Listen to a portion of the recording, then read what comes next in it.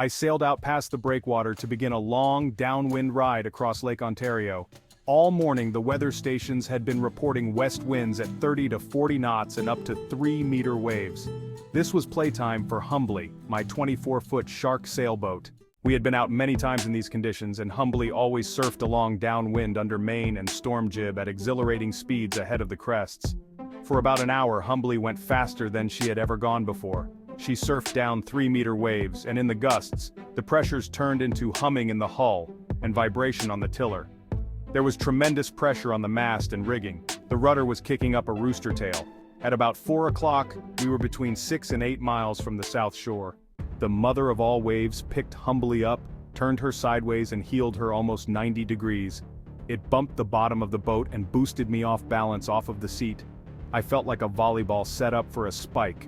The wave broke over the cockpit and slammed me over the leeward coaming.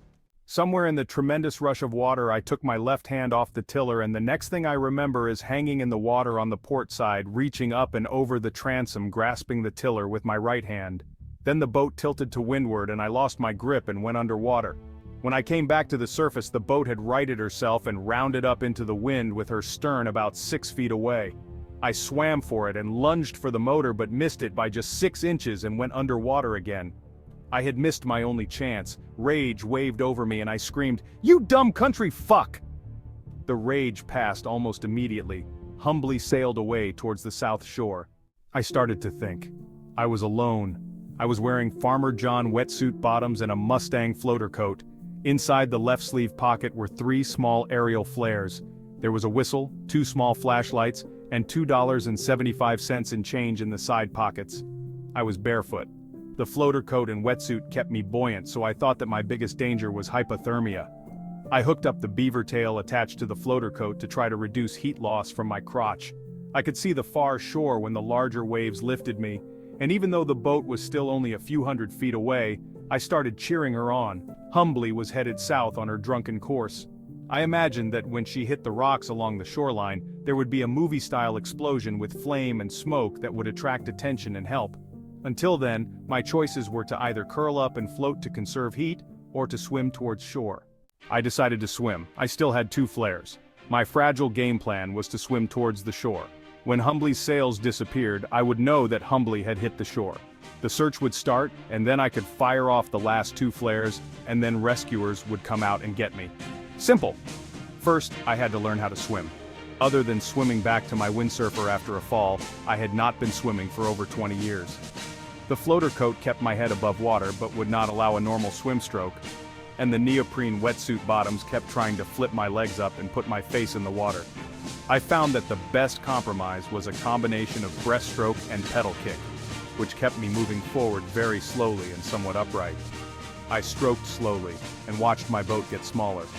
I tried to remember more on survival. I don't think I've ever thought so much about anything. The next couple of hours became a series of stroke, stroke, watch Humbly stagger towards shore, stroke, try and remember anything to do with survival, stroke, sputter, and stroke. The boat moved further away, but the shoreline did not seem any closer. I was drifting east in mountainous waves and swimming south. After about an hour, I noticed a seagull floating effortlessly above me. It struck me that this was not fair, and I yelled to the gull, "Hey gull, go and tell them where I am, and I'll give you a fish." He floated there for a minute and then wafted away. I told myself that he could see that I had no fish. The sun sank lower to the west, and I realized for the first time that I would be out there after dark. I could still see Humbly in the distance, and it was alarming how far the boat was going, and how small the sails were getting while the shore didn't seem to be getting any closer. A pretty sad sight with nobody on board. The sun went down and I started getting cold. Every little while I had the urge to speed up, and a couple of times I tried to swim faster, but this never lasted when I realized that slower was better. This was difficult. I've always had trouble pacing myself in anything I have ever done, but this time there was no choice. Now that it was completely dark, waves were sneaking up from behind and clobbering me, leaving me sputtering and indignant. A blue flashing light caught my eye off to the left. I waited for the next wave to pick me up for another look, and saw the light on top of a large yellow vessel with a black hull floating about 100 yards away to the southeast. I saw it again, and reached for the flares in the sleeve pocket of my floater coat. It seemed to take forever to very carefully get the flares out of the pocket and out of the plastic bag. Put one back in the bag, replace the bag in the sleeve pocket, unscrew the end of the flare, point the business end up, and pull the chain. I had never fired flares before and was scared witless that I might drop either one. The flare arced up over and doused downwind. I was both disappointed at how quickly the light show was over. I waited a few long seconds. Suddenly the boat accelerated to the west. They had not seen me. As fast as I could, I pulled out the other flare and fired it in an arc in front of the boat. It did not reach the boat, but it did arc nicely and doused off its starboard quarter. I kept watching the boat's direction.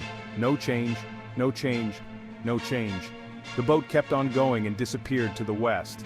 I yelled, I screamed, I called it names and cursed its wake.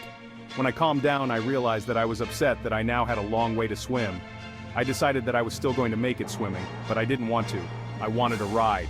Okay, Self, you have no more flares, and there is a blind madman in a 40-foot rescue boat driving up and down the shoreline at high speed.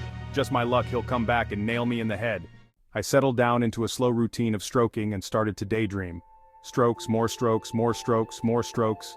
I tried body surfing and caught a few waves that turned into exciting and long rides, but I realized that they were not free rides because they took so much energy. Things were going well enough. What can possibly go wrong? I could hit a cold patch in the lake. I could run into a current where a stream empties into the lake just in front of me. I could get hit by a bugs-in-teeth rescue boat driver. I worried about getting ashore. I didn't want to be bashed against the rocks along the shore by these huge waves. More slow strokes. I was getting close. I was about 20 yards from the breakwater when the panic set in.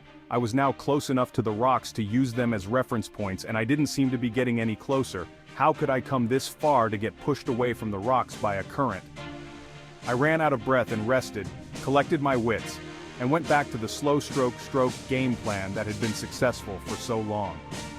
A few minutes later, a wave picked me up and deposited me gently on a large flat rock. I considered it a last gift from the lake.